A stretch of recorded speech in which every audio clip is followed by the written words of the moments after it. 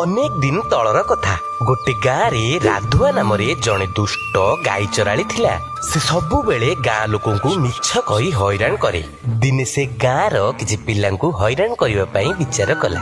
ସେ ଦୌଡ଼ି ଦୌଡ଼ି ଆସି ଗାଁ ପିଲାଙ୍କୁ କହିଲା, ଆମ ଗାଁ ଲକ୍ଷ୍ମୀ ମାଉସୀ ପୋଖରୀରେ ଗାଧୋଇବା ବେଳେ ହଠାତ୍ ତା ଗୋଡ ଖସିଗଲା। ସେ ପାଣି ଭିତରେ ଚିତ୍କାର କରୁଛି, ତମେ ମାନେ ଶୀଘ୍ର ଯାଇ ତାକୁ ବଞ୍ଚାଅ।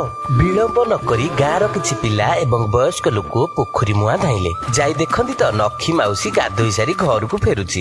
ଗାଁର ସବୁ ଲୋକ ଜାଣିପାରିଲେ ଯେ ରାଧୁଆ ମିଛ କହି ଆମକୁ ହଇରାଣ କରୁଛି। ଅନ୍ୟ ଏକ ଦିନର ଘଟଣା। ବଗୁଲିଆ ରାଧୁଆ ଚିନ୍ତା କଲା ସେ ପୁଣି କେମିତି ଗାଁ ଲୋକଙ୍କୁ ହଇରାଣ କରିବ। ସେ ଉପାୟ ପାଞ୍ଚିବାକୁ ଲାଗିଲା। ଘୋର ଜଙ୍ଗଲ ଭିତରେ ଏକ ବଡ ଗଛ ଉପରେ ଚଢି ଚିତ୍କାର କରିବାକୁ ଲାଗିଲା, ହେ ଗାଁ ବାଲା ମତେ ବଞ୍ଚାଅ, ମତେ ବାଘ ଖାଇଗଲା। ଗାଁ ଲୋକମାନେ ଯେମିତି ରାଧୁଆର କଥାକୁ ଶୁଣିଛନ୍ତି, କାହା ହାତରେ ବାଡି ତ କାହା ହାତରେ କୁରାଢି। ଗାଁର ପିଲାଠୁ ବୁଢା ଯାଏ ଏକା ମୁହାଁ ହୋଇ ଜଙ୍ଗଲ ଆଡେ ଦୌଡିଲେ। ଯାଇ ଦେଖନ୍ତି ତ ରାଧୁଆ ଗଛରେ ଚଢି ଆମ୍ବ ଖାଉଛି। ଗାଁ ଲୋକମାନେ ରାଧୁଆକୁ ବହୁତ କଟୁ କଥା କହିବା ସହ ତାକୁ ଧିକ୍କାର ମଧ୍ୟ କରିବାକୁ ଲାଗିଲେ। କିନ୍ତୁ ବୟସରେ ରାଧୁଆ ବହୁତ ଛୋଟ ହୋଇଥିବାରୁ ଗାଁର ଲୋକମାନେ ତାକୁ ଧିକ୍କାର କଲେ ମଧ୍ୟ ସେ ତାର ସ୍ୱଭାବରେ କୌଣସି ପରିବର୍ତ୍ତନ ଆଣିଲା ନାହିଁ।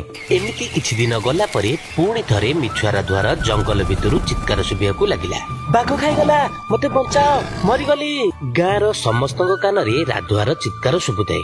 ହେଲେ ସମସ୍ତେ ଆଜି ତାର କଥାକୁ ଖାତିର ନକରି ନିଜ ନିଜ କାମରେ ବ୍ୟସ୍ତ ରହିଲେ। ଦିନ ଗଡି ରାତି ହେଲା। ଜଙ୍ଗଲକୁ ଚରି ଯାଇଥିବା ସବୁ ଗାଁର ଗାଈ ବାଛୁରୀ ଗାଁକୁ ଫେରିଲେ। ହେଲେ ଫେରିଲାନି ରାଧୁଆ।